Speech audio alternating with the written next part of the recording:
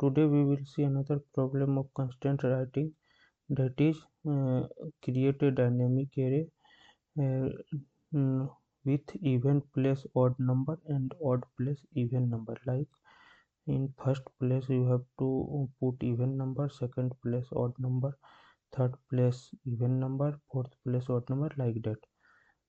For that I am taking an x as a dynamic array.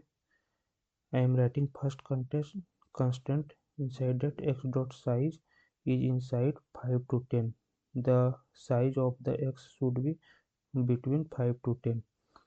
And in the second constant I am writing for each x of I, when I will be even, means I modulus of 2 become 0, I will be even, then there it will place x of I modulus of 2 equal to 0, means even number.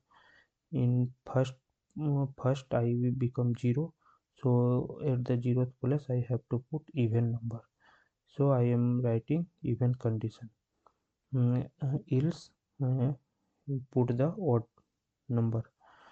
And constraint 3, here I am writing for each x of I, for every x of I should be inside 0 to 200.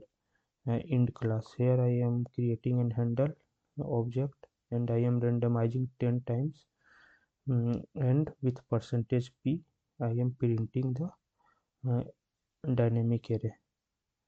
Now run it and see the output.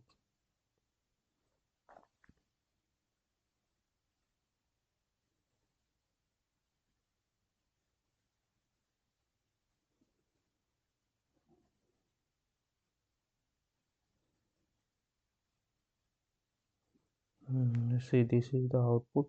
The size of uh, every iteration, it is between 5 to 10, and the number generation is 0 to 200. And you can also observe that in the first place it is even, second place is odd, third place even, fourth place odd, like that. If it is in even place it will put odd number, and if it is odd place it will put even number. If you have any another idea, please comment it. We will meet in next video. Thank you.